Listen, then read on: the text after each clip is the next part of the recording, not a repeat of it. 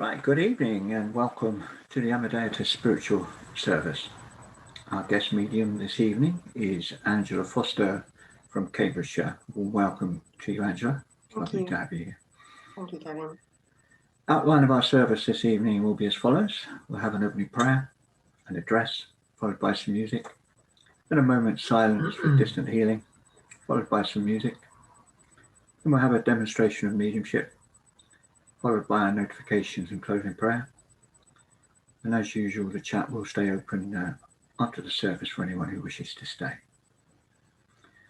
Okay, so I'll now hand over to you, Angela, for the opening prayer. Please join me in prayer. Dear Father in heaven, we live in light and ask that only light draws close. We live in love and ask that only love draws close.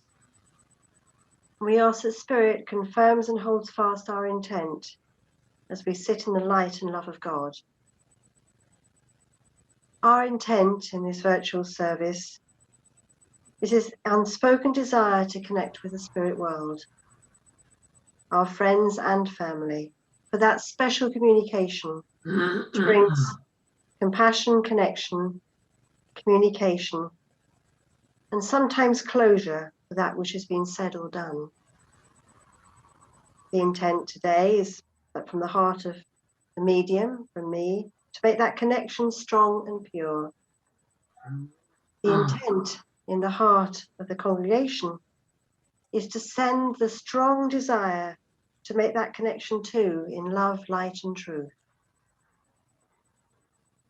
We ask to be in your divine presence where wisdom, truth, trust, and light guides us all, in the knowledge that we are always in your loving arms. May we remain strong in the purpose with that divine spark within us, that we become beacons of your light, going stronger day by day. Amen. I'll hand it back to you in your own time, Angela, for the reading and the address. Thank you. I'm going to read a small excerpt today. It's actually from a song, and it's been written by Richard Williams, who's also known as Prince Ea or Prince A. He is a filmmaker, a speaker, a spoken word artist, a rights activist, and also has a degree in anthropology. And I'm going to read his words. I am not black. I mean, this is what the world calls me. It's not me. I didn't come out of my mother's womb saying, hey, everybody, I am black. No, I was taught to be black. And you were taught to call me that along with whatever you call yourself. It's just a label. See, from birth, the world force feeds us to use these labels.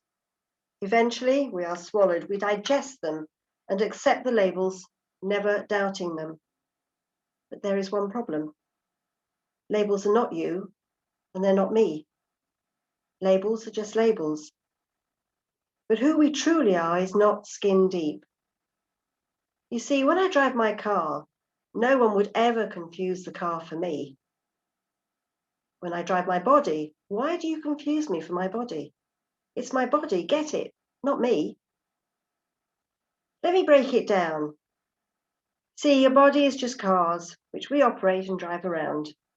The dealership, that we call society, decided to label me the black edition, yours the Irish, the white edition. And with no money down and 0% APR and no test drive, we are forced to own these cars for the rest of our lives. Forgive me, but I fail to see the logic or pride in defining myself or judging another by the cars we drive, because who we truly are is found inside. Listen, I'm not trying to tell you how science has concluded that genetically we're all mixed and that race and the human species exist, or that historians know that race was invented in the 15th century to divide people from each other. And it has worked out perfectly? No. I'm not here to lecture. I just want to ask one question.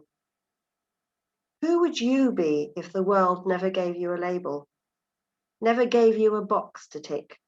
Would you be white, Black American, Mexican, Asian, Native American, Middle Eastern, Indian?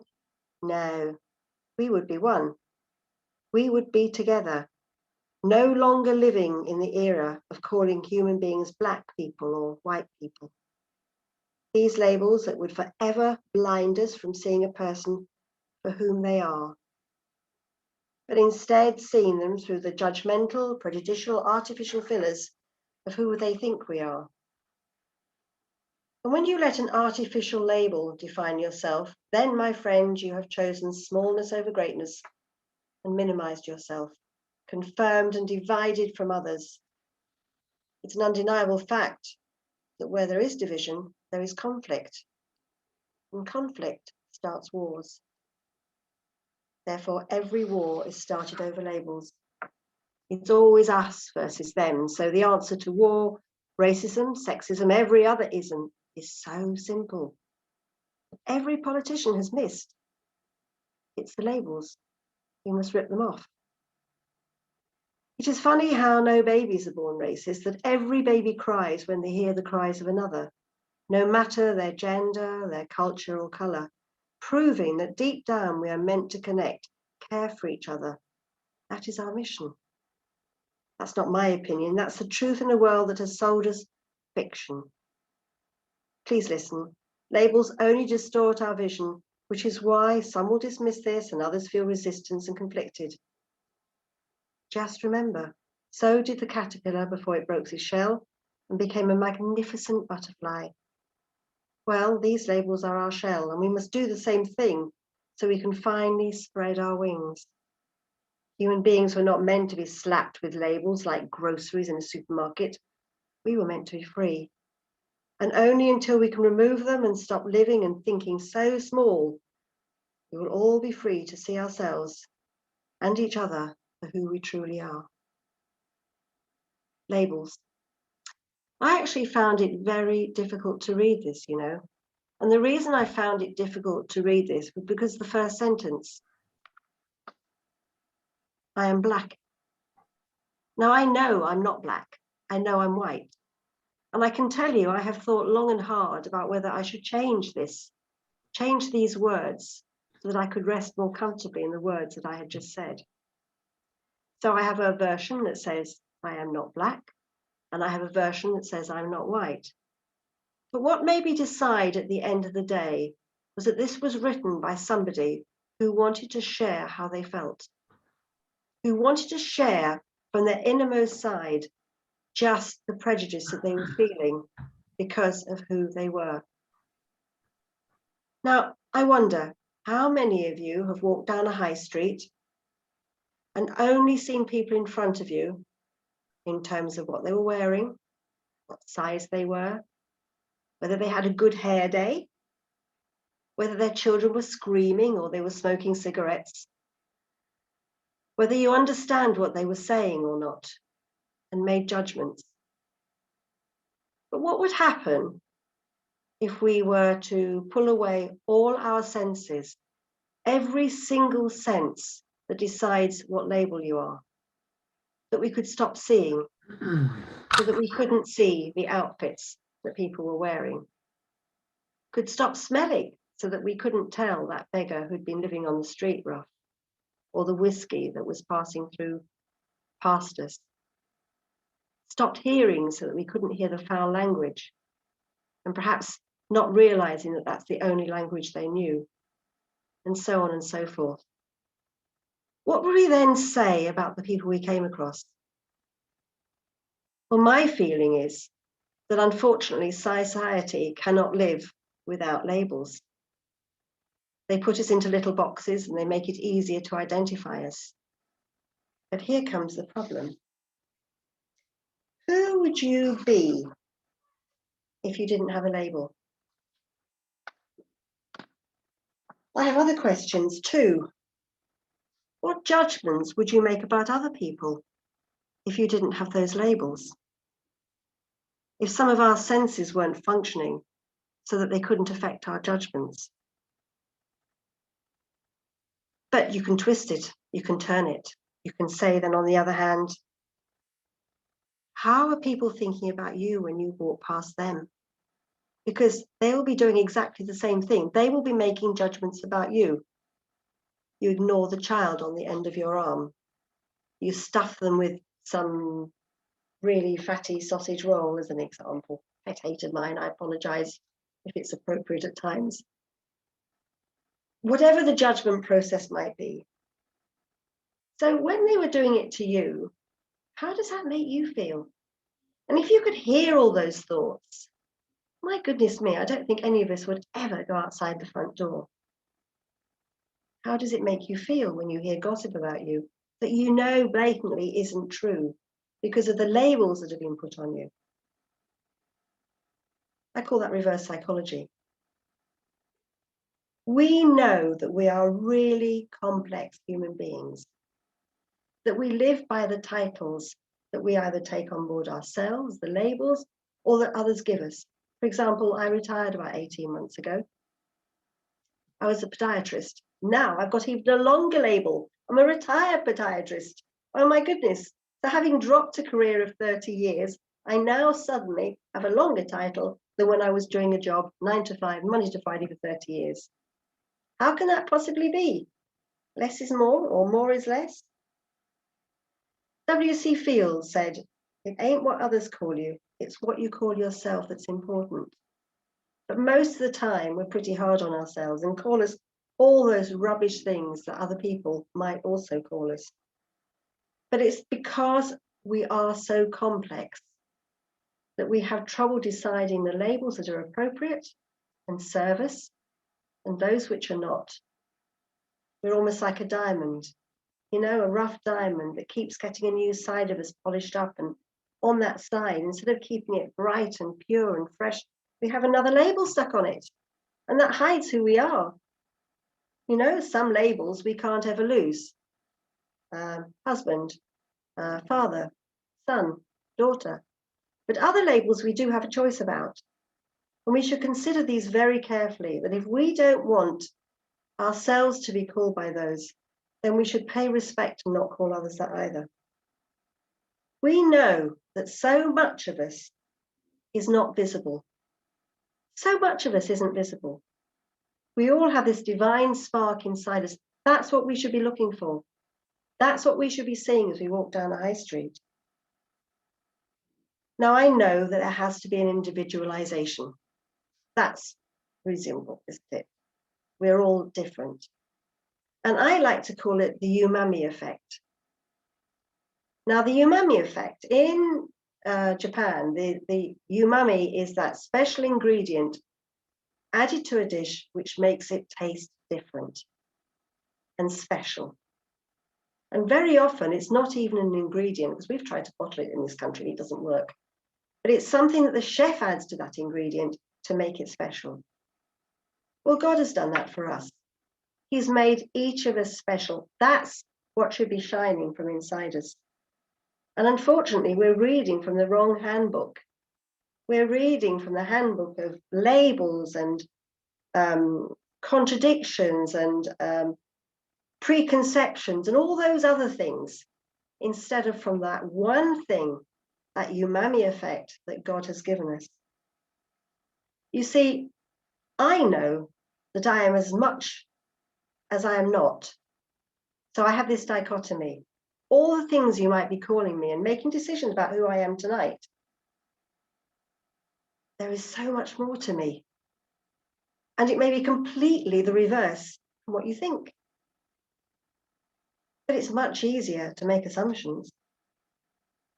So if we are, as I said at the beginning, to use reverse psychology, to think about the effect that the labels we put on other people might have on what they think about us, it starts with self-reflection.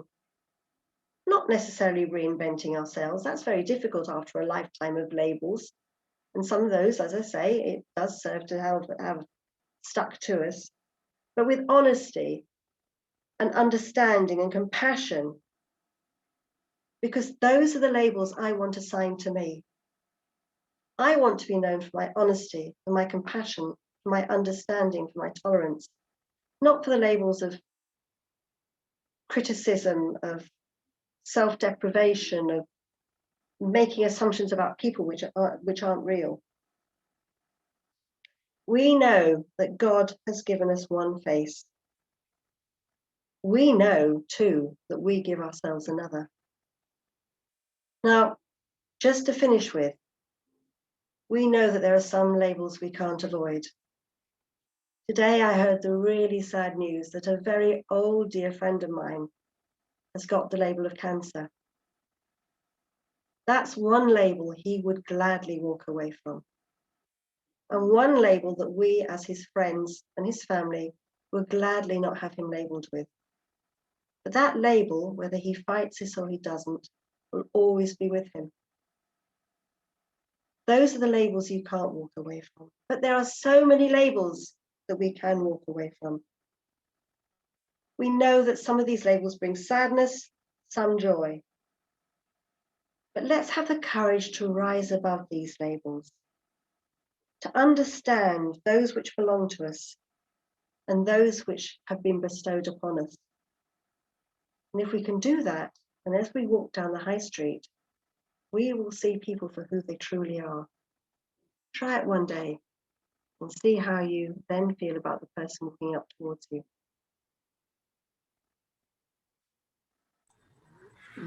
Thank you, Angela, for that beautiful reminder. Yeah, great.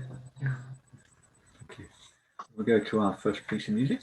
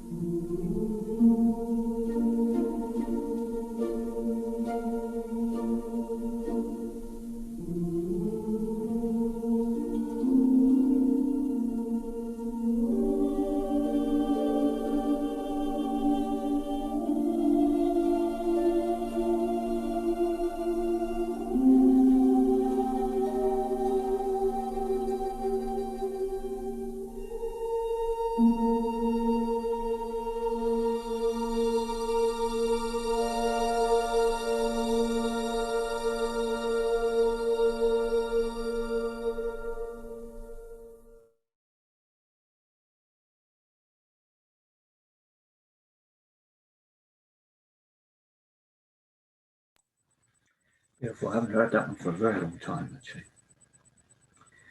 If you all please join me now in a moment's silence as we send out healing to all those who need it this evening. If you know anybody who's in need of healing, please hold them in your thoughts as I read out the healing prayer.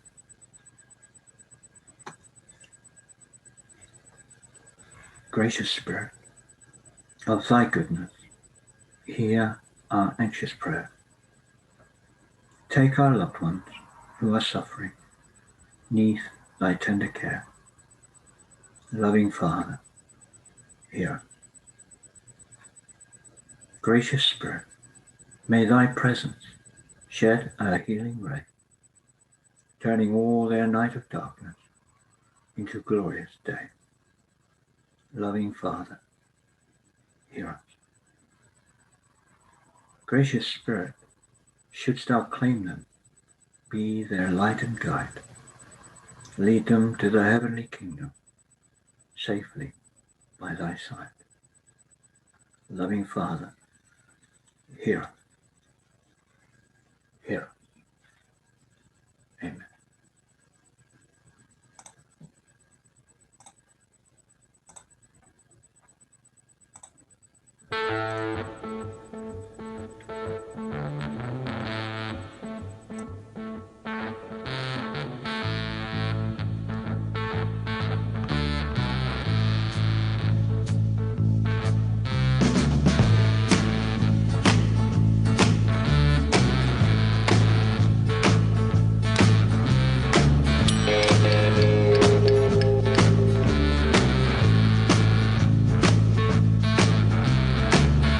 When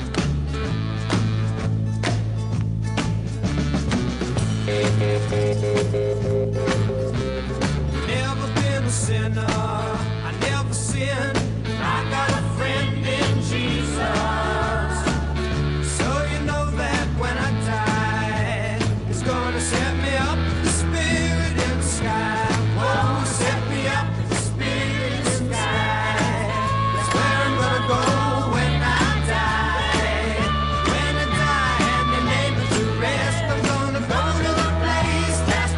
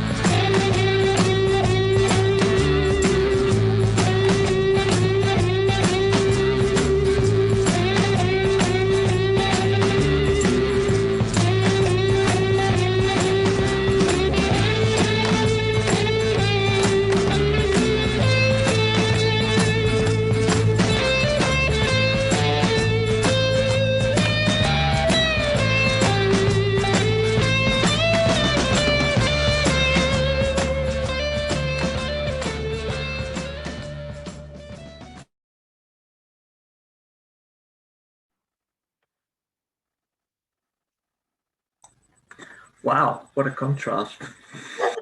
Yeah, good song. Yeah, it's cool. Brought me Well, back to my thank you, childhood. Kevin. Well, do you know, you guys, you could have had a bit of Led Zeppelin too. You could have had Stairway to Heaven, but I thought that might be one step too far because I didn't know you that well. We have very eclectic taste in music here in this house.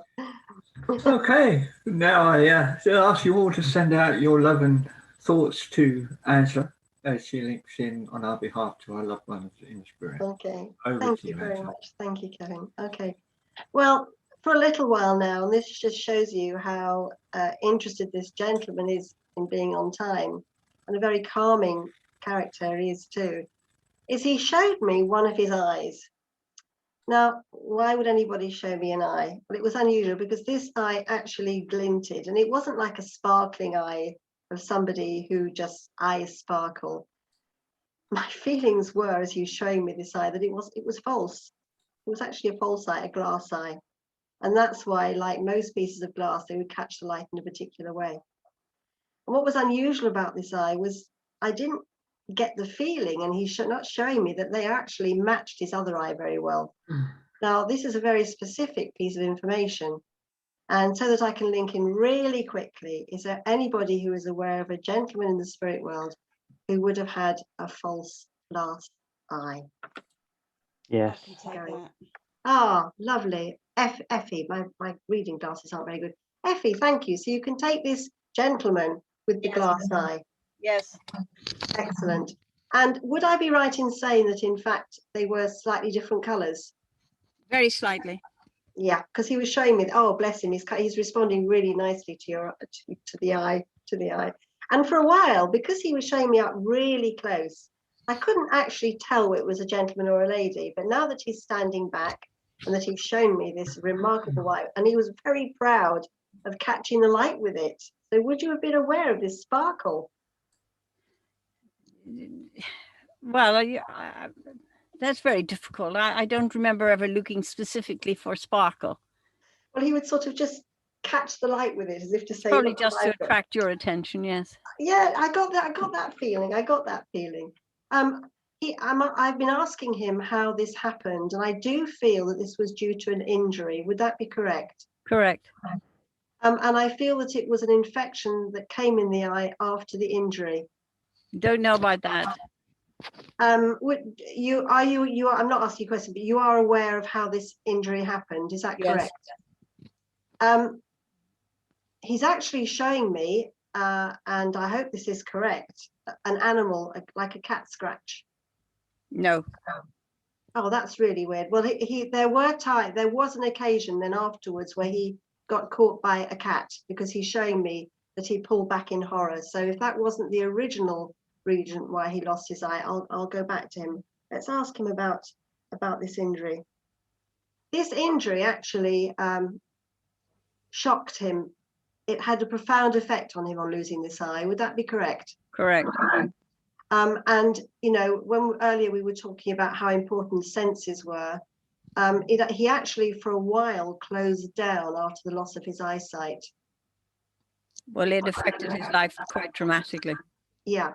And whereas other people, if they have loss of sight due to old age or anything like that, glaucoma, just accept it as part of the aging process, he really wasn't happy about this.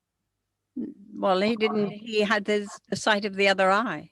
Yeah, but it was like, it was either two eyes or nothing. I mean, he just wasn't, as other people would settle into losing the sight of one eye due to old age, he just wasn't happy about the fact that he had lost the sight in one eye.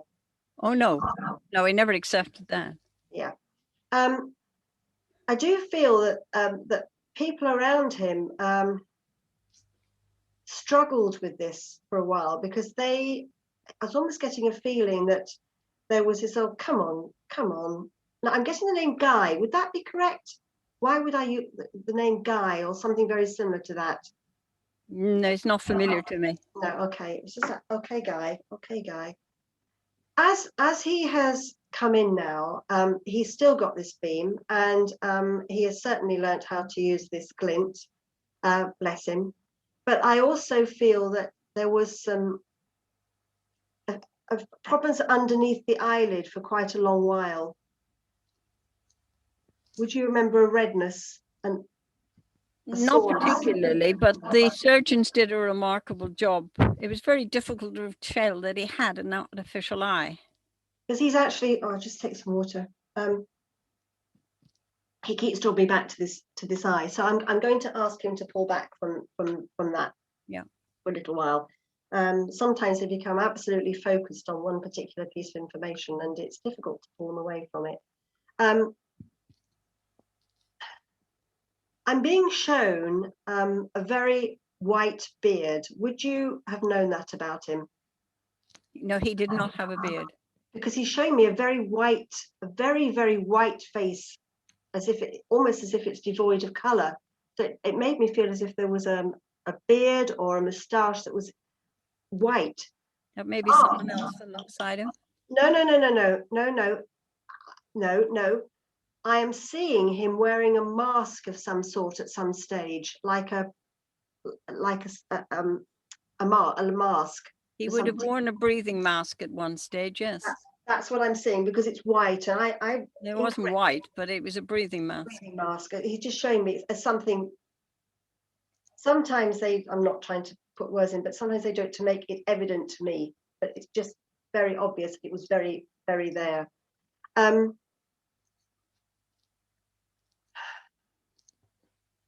There's actually a quiet reticence about him, because he wasn't hurrying me tonight. It was almost as if there were few words with this man at times. Would you go along with that? Yes. Because he's actually very quiet with me. He's making me almost observe, as if that was an important factor for him to observe, as well as to size up before he actually engaged. Yeah. Yeah. And this is part of the message that he wants to give me. He feels that you've been watching a situation from a distance and been holding back your judgment. Would you be able to connect with that? I try not to judge, but there are situations, yes. And he's telling me that sometimes you almost hang back a little bit too much when your opinion would be really, really valid and welcomed and almost sought, but there is this natural instinct not to cause waves, and in doing so you would rather say nothing than give an opinion which was not accepted. It's an interesting thought. I hope so, because this is what he wants to share, that sometimes you could just your input would be very valid, and would be, because you haven't, because you don't, then it would drive forward the energies of a situation by just speeding things on a little bit. Can you understand the situation he's talking about? Not as a direct thing, but I am always very careful as to how I interfere. Yeah, but he's wanting you just to take the plunge a little bit more. He feels that it could shorten the chains of events for all the right reasons. Well, I'll give that some consideration, yes.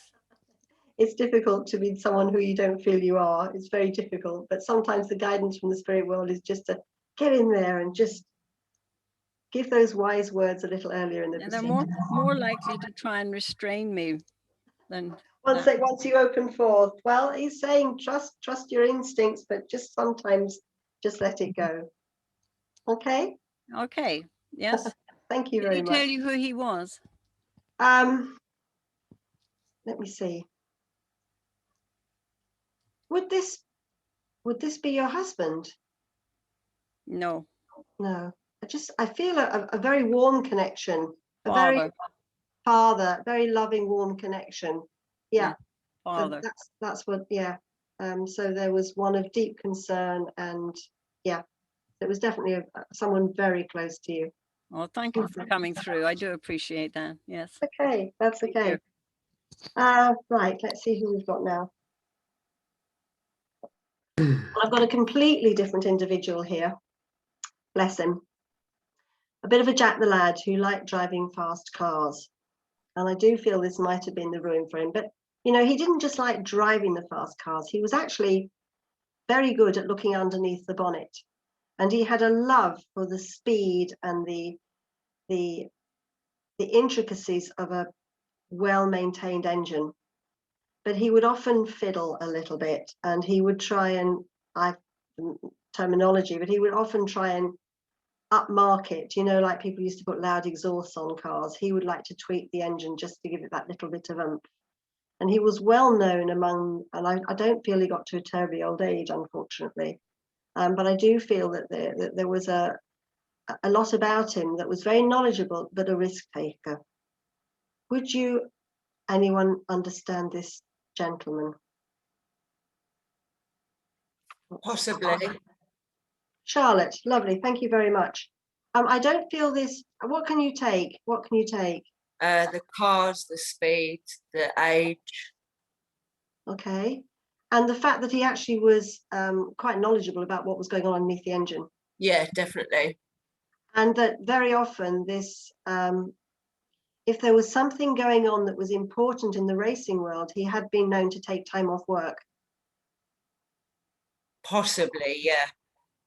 Yeah, there's a little bit of a smirk going on there, like, yeah, there were a few sickies thrown to get to a race that he wanted to go to.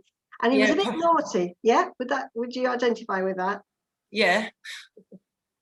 And that there were often he wouldn't be alone. He wouldn't be alone on this. He would try and pull in his mates as well. Yeah. Yeah. So he was a bit of a leader of the gang, and sometimes they were a bit naughty.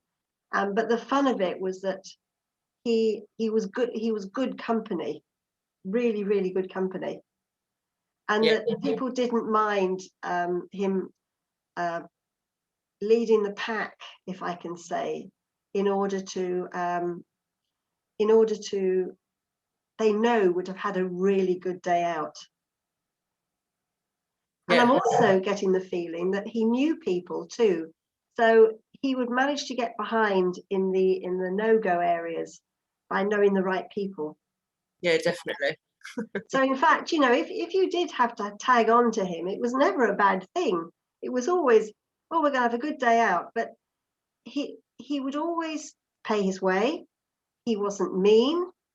He was generous, in fact, to a fault.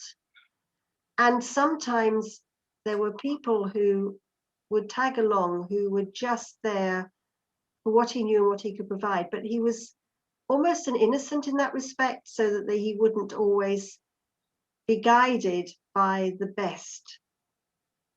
Does that make sense to you? I'd have to check more, but a little bit, yeah. Yeah, from what you know. I mean, people are not going to admit that they haven't quite always got the best motive, but but the thing was, he had such an innocence about him that it would be the thrill of the race and what he could share, and it was like the best adrenaline run that he could possibly have. And he got to know some quite important people in the racing car world. Yeah. Yeah, because I can actually see him at Castle Donington. Okay. I don't know whether you know of Castle Donington. It's quite an important racetrack. No, but I would say I know have to anything about it. Yeah, but it was I can see him actually making a beeline, and occasionally he would have been known to have gone abroad to see see a race. Okay. Would you be able to confirm that at some stage? Yeah, I could definitely confirm it. I know his dad has definitely done that, so there's a definite link. So yeah, and this will be part of it, because if you're in a circuit and you have to go and see the best, and it sometimes involves some traveling. So this whole COVID situation would have been very frustrating to him. Yeah. Because he would have accepted many of the restraints, like maybe, you know, not going to the cinema or not going to the pub, but to be denied an important race meet would just be totally, especially as it's outside and you can wear a mask. Goodness sake. So yes, he wouldn't have been happy, but yeah. Now, who is this gentleman? Well, he's obviously someone. Would you have gone to school with him? Not if it's who I think it is. Right. Okay. Because I just see a bond that goes back a long, long way. Would that be correct? Yeah. So then a family member? Yep. Yeah, family member. Okay.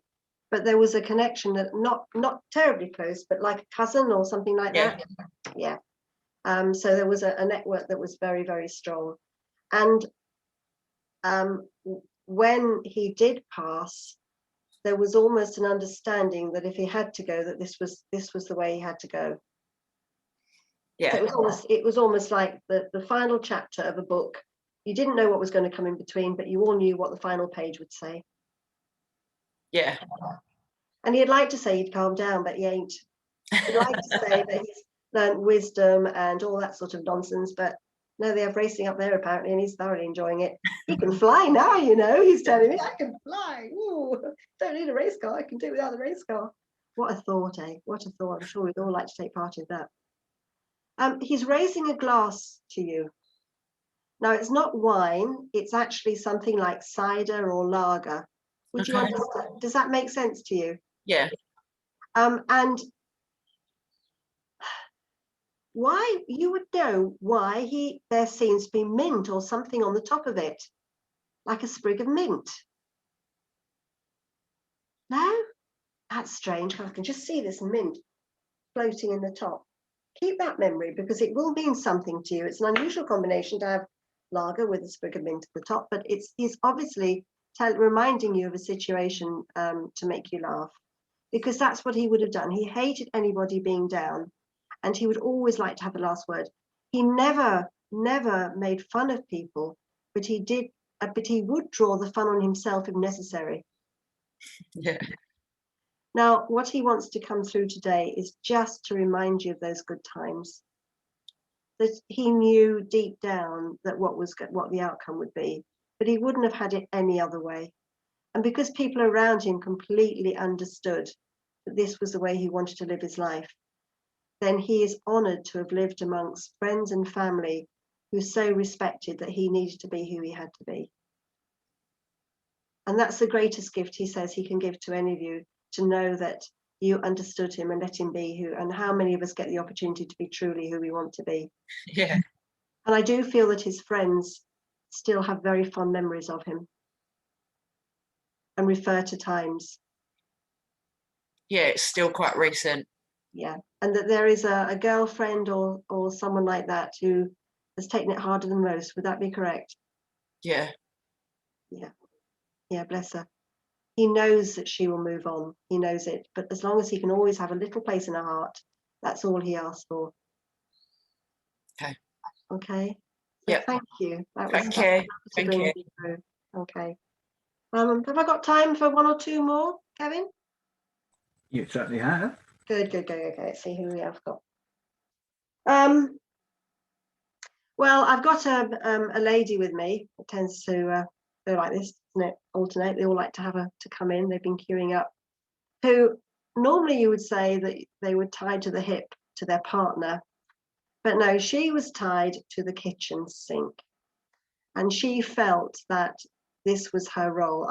You know, in olden days, she would have been a servant at some stage or worked in service in a large house, and she may well have had family members who did this, but somehow she felt the most comfortable in the kitchen. And I can see an old butler sink. The kitchen units aren't that modern, so we are going back a little bit.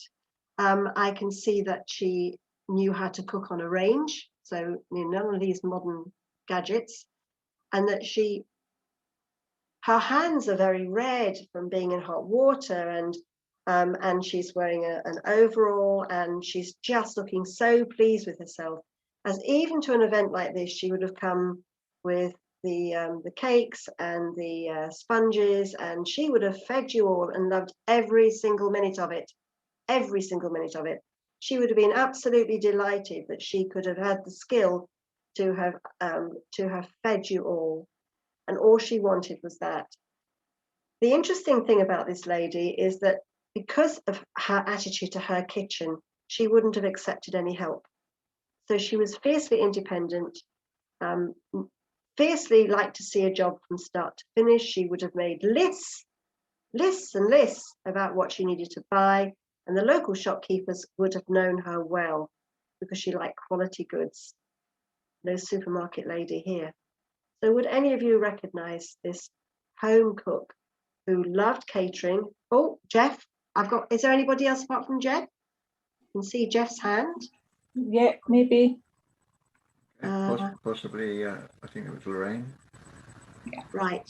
Well, I can see Jeff. I can't see Lorraine. I'll just pop my camera on. There we go. We've got iPhone on the third screen as well. Are you on? And we've got 3. Have we got another one? Okay. Oh no, 2 screens. So an iPhone, right? Okay. So I know it's a bit generic, isn't it? Always talking about chefs and cooks. This lady, I do feel she's taking me to the fact that there is a family relationship with either being in service or being a cook in a large house or something like that. Would that knock all of you out, or have I still got anybody with me? I've got Jeff with me. Have I got either the 2 ladies, Lorraine or iPhone? I don't know. Have I got iPhone? I don't know what your name is, my dear. I'm sorry. Yeah, so I've still got you with me. And have I got Lorraine with me? No? Yeah. All 3 of you had a lady in service. Okay. And she's showing me now. She's quite well built, but with these very oh, I can see now, my dear. With these very large arms, that her hands were always red. It was like her arms and her hands were always red. Yeah, I can take that. They can take that. Can Jeff? Can you take that? Yeah. Yeah. Okay. Yeah. What else did she tell me?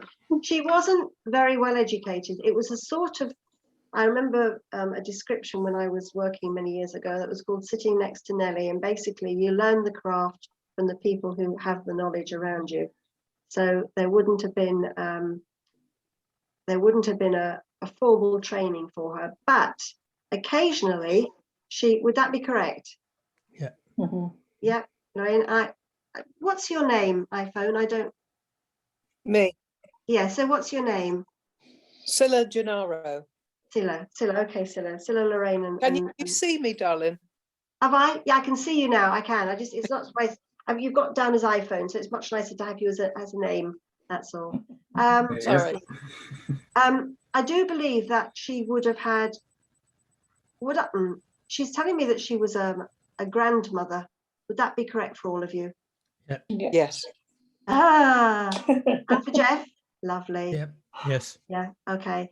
And I do believe too that she's actually showing me that for a while she resided on the estate in a farmer's cottage. I'm seeing.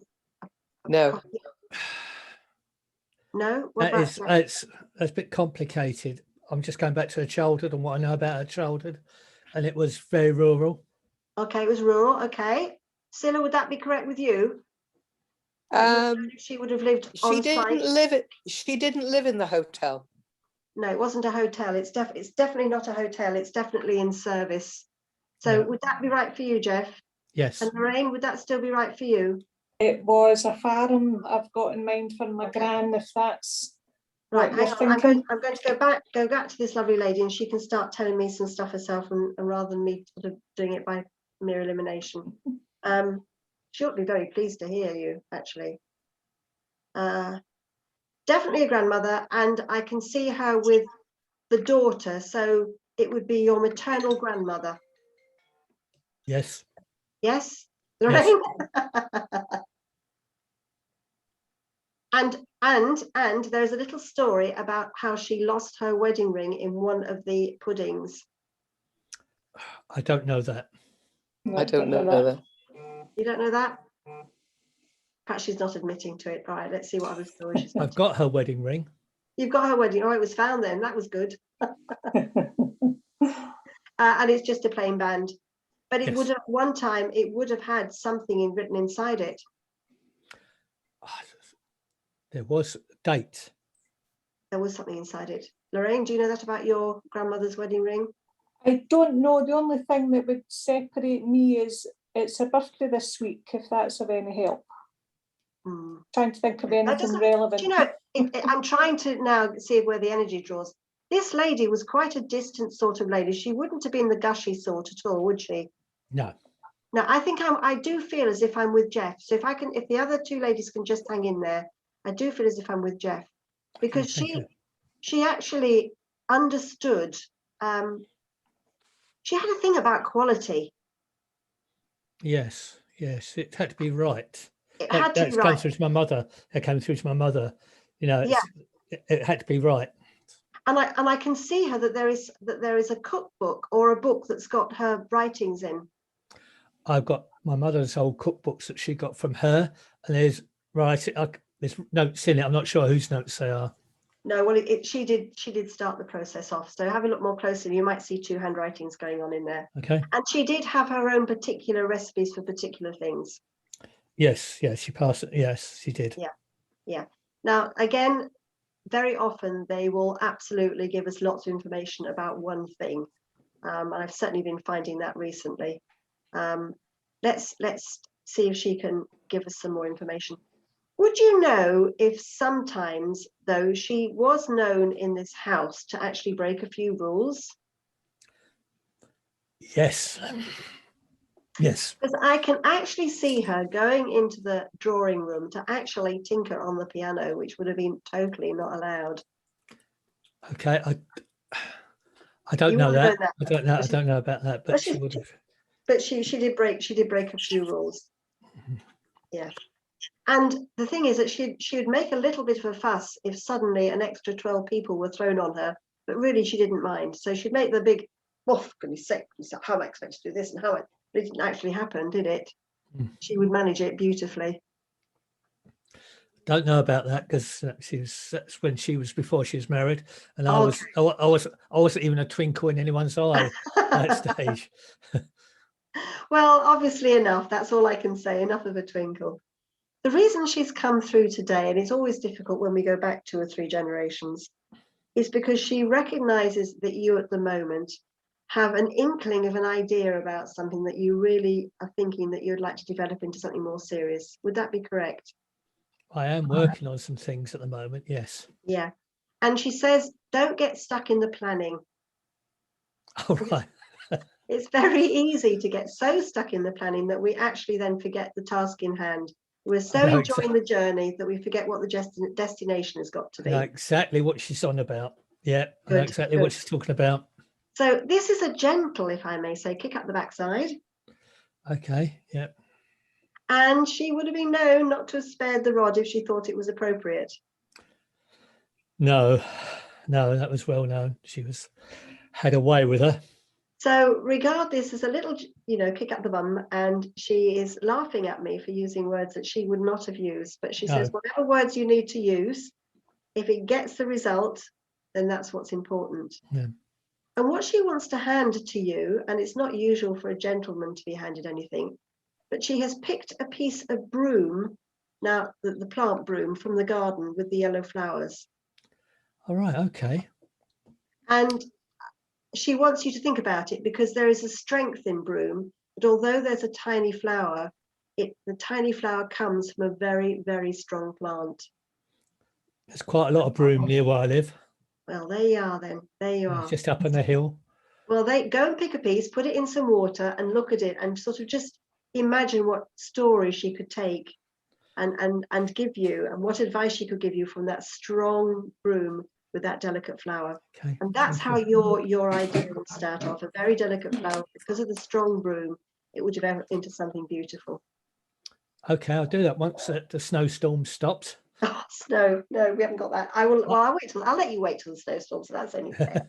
I'll let you wait. Thank you very Meanwhile, much. you could be baking some cakes. She says. Meanwhile, you could be baking some cakes from that recipe. I was thinking about that. Yes, thank you. Okay. Time for one more, or would you? Yeah, definitely. You can do one more if you want to. Right. Yeah, okay. Right. Well, I've actually got a solicitor with me at the moment, and he's being much more, much less erudite, because he's even using long words with me, bless him. And this gentleman would have felt that it was really important to have used long words at times, and then he would have sworn at other times. And he had a secretary, a long-suffering secretary, who completely understood him, probably better than his wife, although she had her own family, so there would have been nothing untoward. But this gentleman was a little bit difficult to manage, and he freely admits that he was difficult to manage, bless him. But, you know, he had a job to do, and you have to be professional. And if you're professional on one level, you have to be professional on all levels. And the secretary that he ended up having the longest, because he did go through a lot of temps. He's telling me he did go through a lot of temps in employment agencies before he came to the slightly older lady, which he wasn't expecting, who almost completely understood him so much that she was able to manage him. Because although he hated to think that he wasn't 130% efficient, there were times when he would become a little bit flustered and she would know how to smooth his ruffled feathers. So can any of you recognize this lovely soul, a solicitor, who was a little bit difficult to manage, but had someone around him who managed that beautifully? Would you have been that secretary? That's what I want to know. Have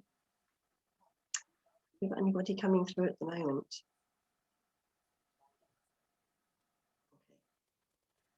Let's see what the relationship is. You may well have known the secretary better than you knew the solicitor, but the solicitor is actually the gentleman coming through. He's dressed very smartly, dressed in grey. I feel that he would have worn the same suit quite a lot. It was a small rural practice. It wasn't a major practice. He would have been in the practice a long time. I do believe that he followed perhaps his father into the practice. So whether one of you had a professional relationship with him, because that's what I feel you may have well known him for, that it was a family firm and he was the younger and then became the senior partner. So please, somebody think here about a professional relationship that you would have had with this gentleman. I have a friend who is... Can you just wave your hand so I can see who you are? Diane. Diane, thank you, Diane. Yes. I have a friend who was a legal secretary for many years in the same company, and she worked her way up and through. Right. So that's interesting that it's her boss who's come through today and not her. And I feel that you might need that explaining. Would that be correct? My friend is still on the earth plane. Right. Well, that would be the reason. A very good reason. Do you know, sometimes they come through for that person and then you have to deliver messages. So let's see. So that you don't know a lot about this solicitor. Not overly, no. Am I correct with the assumptions that I've made about his personality, let's say? That she would have told you some stories. Leave your mic on for me so I can continue to hear your voice. I know he was a bit of a, I'll say, doddery. So he wouldn't admit to have had a memory problems that she would have had to have sorted. That's absolutely fine. Okay. She had a very good relationship with him. I can see this. Although he tried many times and he worked himself through many secretaries, there was somebody special that he relied on very much. And to be honest, towards the end, she was the one, you know, like you get wives who are the passengers in a car when the husband's got Alzheimer's and they're doing the driving, turn left here, turn right there. That's what I'm being reminded of. And basically, that's what he needed, because there was a lot of respect for him in this rural environment. Would that be correct? In this small town? And he was well respected because he knew enough to make a difference. But the detail, the devil was in the detail as far as he was concerned. So he did rely on this lady. Okay, so why has he come through? Well, he obviously would like you to pass on the thanks to her for all the support that she gave him. And it was more than support. He recognized that he did not pay her enough for the work that she did over the years. And, you know, now with clarity, he can stand there and say, thank you, because he now understands the difference and the fact he couldn't have continued working for as long as he did if it hadn't been for her loving support. Yeah. But he did manage small gestures. And I am seeing that on her birthday, there were bunches of flowers. I'm not sure. I haven't asked her. She may think it was just 1 or 2 daffodils, but he, in his memory, liked to think it was bunches of flowers. And there was a period in her life where she underwent quite a bit of sadness, and he took it very personally. That's right. Yeah. So he was there as a close friend as much as anything. Yes. But a gentleman who would never have overstood the mark. Oh no, no. So what he wants you to do is to thank, on his behalf, to thank her for the loving support, the deep friendship, almost like a brother and sister relationship that depended on yin and yang, depended on two sides of the same coin to actually work so well. Mm. And there were occasions when she nearly gave up, but something just kept, like being on the end of an elastic band, she just couldn't leave him. Yes, she kept on going. Yeah. Well, he wants to thank her for that. And he knows that you'll do it royally for him. I will. Okay. Lovely. And Great. it's quite sad because she has actually got terminal cancer. Okay. Well, then maybe he's here just to give her the loving support that she gave him for all those years. That's what I thought. Okay. Thank you. Thank you, Diane, for coming through. Thank you. Okay, Kevin, if you want another one, I'll give you another one. But if you want me to hand it, I'll go on forever. If you want me to hand over to you. Well, if you're happy to do another one, I'm happy to let you do another one. So let's try and end on a good high. I've got a prom queen with me, a prom queen. Now, that's not, and I was looking at Charlie. I was thinking she would know about this. Definitely a prom queen. And I have a lady at the moment she's with me. Her looks were really important to her. I mean, she really did go over the top with her looks. Sorry, I'm not with you. I don't know a prom queen, no. Okay, well, let me find out a little bit more about this lovely lady. I do feel, actually, she is showing me herself older now. So I do feel that she went into middle age and older age with a regality about her. She knew how to carry herself. She knew how to dress. She was elegant. She maintained her figure, and she's showing me the most beautiful manicured hands, just beautiful. Long fingers, and the wedding band is very simple. There's no major jewelry on her hands. It's just very simple.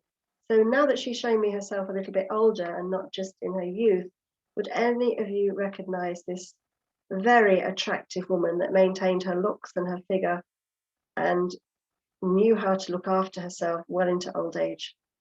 There's a grace about her, an old-fashioned grace about her. Elegant woman, quite tall. I have to say beautiful legs, but I'll make no apology for that. She's showing me these long legs and stockings too. Now that dates her. They're not tights, but I do see her going on to older age. Now, as far as anybody here is concerned, I do feel that you would have known her as a friend, and she would have had some wonderful pictures again of the group of people. I see her in the 60s with some very famous names. Does that ring a bell with any of you here?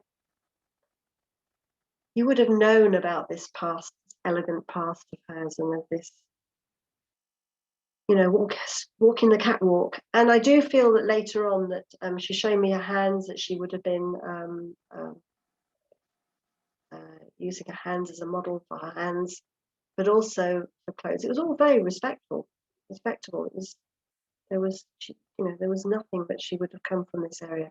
Now I'm hoping it's not that she's called in early to the service, like somebody did the last service I attended, and they were 3 days early, and actually was able to link them with somebody at the next time that I demonstrated. So I'm hoping that she just hasn't come in early, because that would be really funny if that happened again. So let me see if I can feel who to go with. I'm assuming that she's come to meet a lady here, but that would be such a shame if we didn't. Can any of you take most of the information that I've given, even if you didn't know what she did as a younger person, of an extremely elegant, well-dressed woman going into her 60s and to her 70s? In fact, I'm now seeing her in a nursing home. Well spoken. Ooh. Let's see. Anybody can take part of it, just part of it. It would be such a shame if I let her go. I can take a good half of it, but I don't know about the catwalk and modelling or And anything. you've also got Fran as well. Just waved. So I've got Fran and I've got Yeah, Lorraine. some of it. Yeah. Maureen. I mean, Maureen. Again, I don't know about the catwalk, but it sounds very much like a great aunt of mine. We are going back a bit. We are going back. And there's a photograph of her in the 60s, all well dressed. But I don't know whether there was famous people on this photograph. But right, so you've got a photograph because I am seeing that she knew the right people in London. Oh no, it wasn't London. No, it was nothing to do with London. So was it Maureen or was it Maureen who was the other one? Lorraine, I think. Lorraine, it was Lorraine. Oh, good, you're both together on my screen, so I can see you more easily now. I do feel. No, I can't take the London either. No. But can you? What can you take about this lady? I can take the nursing home, the elegance, the nice hands. Right up until she passed at 90, she was always very smartly dressed. Okay, and that'd be the same with you, Fran? Yeah, the well dressed and the legs and the hands, and always very attractive, and the nursing home as well. But oh, gosh, okay. Let me see what else I can tell you about this lady. Would you either of you have known if she had a brother? Yeah. Yes, she did. Yeah. Yeah. And that her brother was very close to her in age, like if not a twin, like 9 months difference, or very close in age. Yeah. Don't you dare, Fran. Don't you dare. I'm not 100% sure of the age gap. Yeah, it was a great aunt, you see, so I'm not sure. She had 2 brothers, though, the one that I'm only seeing one. Would that be correct, Lorraine? Yeah, just one for my lady. Brother. Yeah, okay. It was that was the clincher. This lady was actually, I would say, quite lonely towards the end. Would that be correct? Yeah, we couldn't go and visit because of COVID, so she'd a last bad 9 months, really. Yeah, and although she had enough now, she understood enough to realise why this was. I mean, she hadn't lost her marbles or anything, had she? No, she was still reading and all these things. And she knew what was going on in the news as well. Oh, she was very up to date about all current affairs. Yeah, so she would have completely understood, and she would have seen or heard of people around her who were going down like flies. Yeah, in the nursing home she was in also, yeah. I'm feeling that the nursing home wasn't exempt. There's a lot she isn't telling you, if I can say that, but you probably know it already, don't you? If I said that to you, would that make sense? I look after a lot of old people because I've got an awful soft spot, and she wasn't much of a talker, but I could read between the lines. Because that's what she wants. That's what she's trying to say. There was a lot that went on, particularly in this home, that she had to turn a blind eye to. Because but I can get that. She would like to say they didn't mess her around because they knew that she understood. She would tell them, yeah. Yeah, but she did it.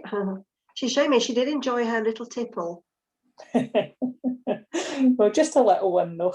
Yes, that's all she's telling me. But there was a little tipple, and sometimes, and often happens in nursing homes. I can see a lock on the cupboard where the alcohol was because she was considered okay to.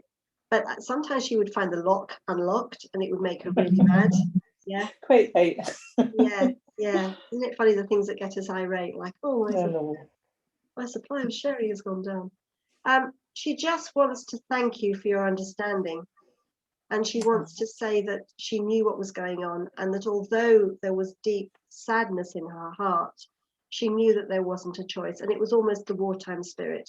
Sometimes things just have to be. And in fact, she probably understood that better than our generation. That, there is no option. And until people accept that, then we won't come out of this. And she wants to say, she understood better. She dealt with it better. She was sad, but she dealt with it better than people were giving her credit for, because she'd been there and done it before. Okay. That's nice. Thank you very much. That's all right. Thank you, Lorraine. Lovely lady. And I'm sorry to the other 2 ladies, but when you've got the girl, you've got the girl. Okay. And now I'll definitely hand back to you before my mouth dries out. Thank you, Angela, for the lovely readings and the gentle manner in which you gave them too. So thank you very much for that. Lovely. Right, all that's left then is for me to give out our notifications. Our next service will be next Saturday, 17th, and our guest medium will be Chris Marshall. So I hope to see you all there. Don't forget, we have our weekly open reading circle on Tuesday evenings. It's here on Zoom. It's free, and everyone's welcome to come along. And you can either come along to get a reading or to practice reading. Everybody's welcome. We also have our weekly psychic medium development circle on Fridays, which you can join for a small fee. Okay, I shall hand back to you then, Angela, for the closing prayer.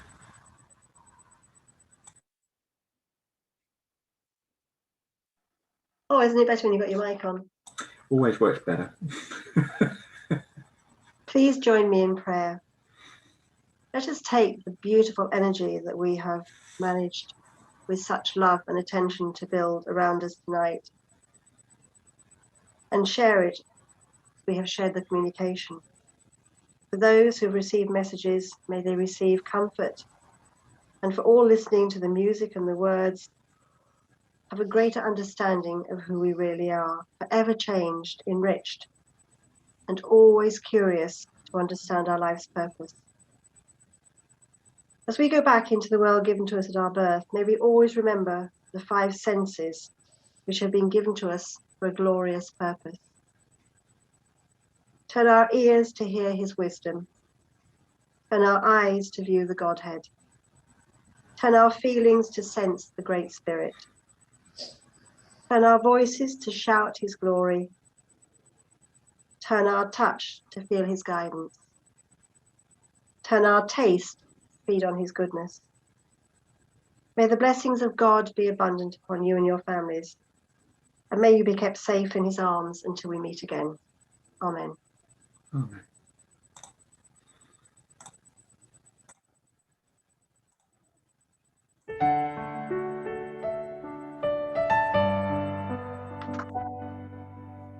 God be with you till we meet again. By his counsel's guide uphold you. With his sheep securely fold you. God be with you till we meet again. God be with you till we meet again. Beneath his wings securely hide you. Daily manna still provide you. God be with you till we meet again. Till we meet, till we meet, till we meet at Jesus' feet. Till we meet, till we meet. God be with you till we meet again. God be with you till we meet again. When life's perils thick confound you, put his arms unfailing round you. God be with you till we meet again. Till